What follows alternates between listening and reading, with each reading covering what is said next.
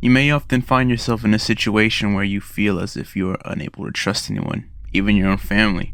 Well, in today's story, we might validate that fear. Thomas Bartlett Whitaker was born on December 31st, 1979, to his father Kent, construction company worker, and his mother Patricia, elementary school teacher. In 1997, Whitaker was only in high school when then a 17-year-old Bart received a criminal conviction for 7 robberies that he had planned.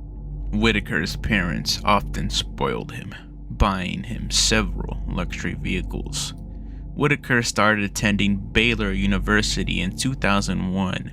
Eventually, he moved schools from there to Sam Houston State University, where he was expected to graduate, but there was one thing. Bart had lied to his parents about still attending college. The reality of the situation was that Bart had dropped out of school months before. His parents were funding his academic pursuits.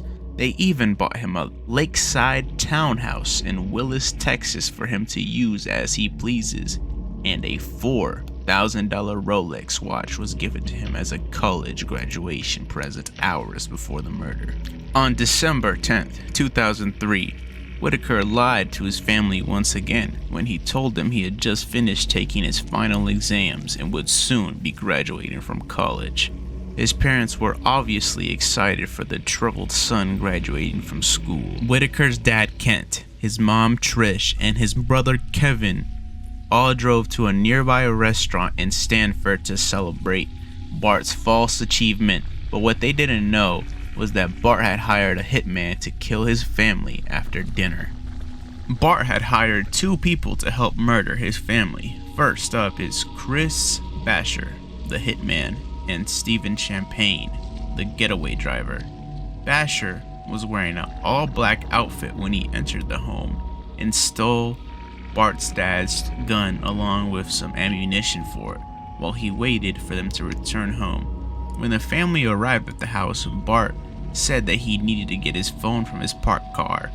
Bart's brother Kevin was the first to enter the home and reportedly smiled when he saw the masked man, perhaps thinking it was a joke, but only seconds later his smile faded along with his life as a bullet entered his chest. After Kevin fell to the floor, Basher put his attention to Bart's mother, Trish, who was also shot in the chest. His father Kent rushed in to help his wife only to get shot in the shoulder, falling down as well. Bart then staged a fight between him and the gunman, getting shot himself to take suspicion off of him. Basher then fled the scene. Bart's brother and mother died shortly after, but Bart and his father survived the attack. Bart told authorities that the gunman was black in order to throw off the police. Bart then left for Mexico in June of 2004, where he used the name Rudy Royos, getting a job at a furniture store where he would lie to the locals, saying he served in Afghanistan, so his gunshot wound would not raise eyebrows. He would then stay hidden until September 2005, when an acquaintance who helped him escape to Mexico had heard about the capital murder warrant out for Bart.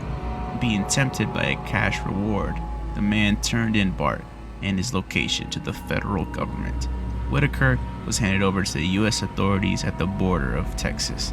In the end, despite all the hardships Bart had caused his father, Kent would forgive his son and stand by his side, often visiting him.